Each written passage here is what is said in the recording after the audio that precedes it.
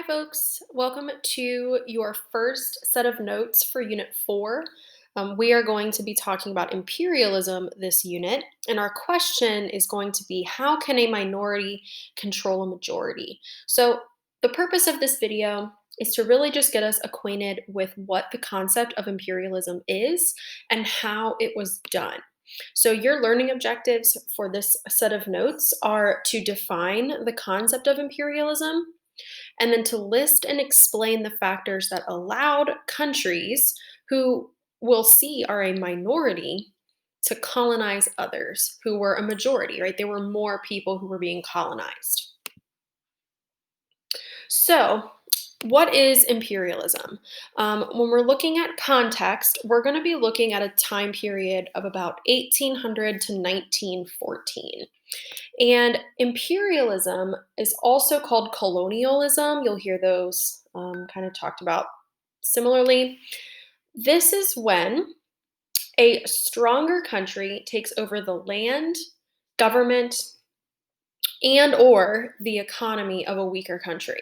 So in our class, what we're going to be talking about predominantly is European countries like Britain, for instance, taking over the land, the government, the economy of a weaker country. And what we're going to be taking a look at a lot in our class is Africa, Asia, like China, for instance.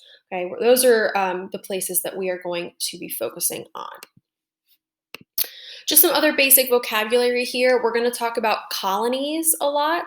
And a colony is a country governed by a foreign power. So when a country imperializes, they are trying to create colonies, right, and extend their influence into other countries around the world.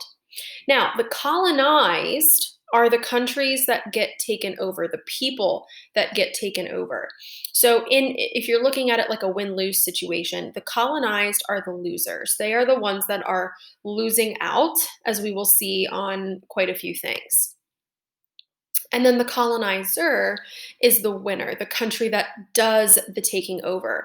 So the colonizer is usually the more powerful versus the colonized. And then we have an empire. We're going to talk about empires quite a bit from here on out in class. And an empire is a group of countries under a single authority, and that is another country.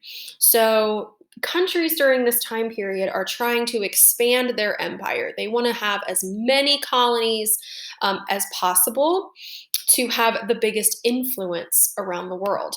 So this is not one that we're going to talk about in our class, but historically, right, you can think of the Romans, the Roman Empire, and you can see that the Romans spread outward. They tried to control as much territory as possible to extend their influence and their power.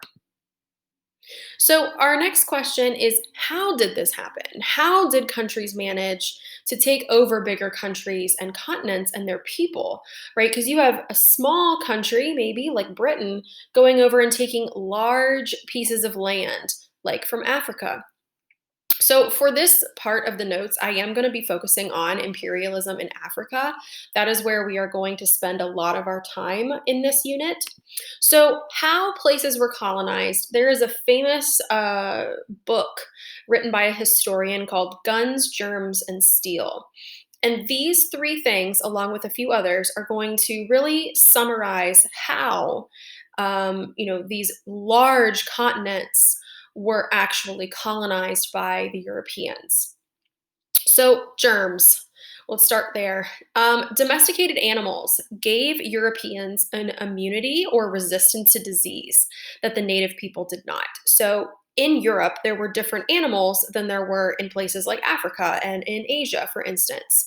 And those domesticated animals had different germs and diseases. So when they arrived in Africa, the Europeans had that immunity. The native people did not. And as a result of this, millions of native people died. It was horrible, just the level of destruction that occurred because of the germs that were spreading during this time period. Guns also helped the Europeans colonize. The guns that were carried by Europeans and the weapons that they had were superior to the weapons of the colonized people, especially when you think of native tribes in Africa. They could be reloaded quickly, which allowed for more efficient shooting and fired from horseback. And that's going to give the Europeans an edge over those that they are colonizing. And then we have steel. Steel comes in the form of railroads, and places like Africa had a lot of natural resources that the Europeans wanted.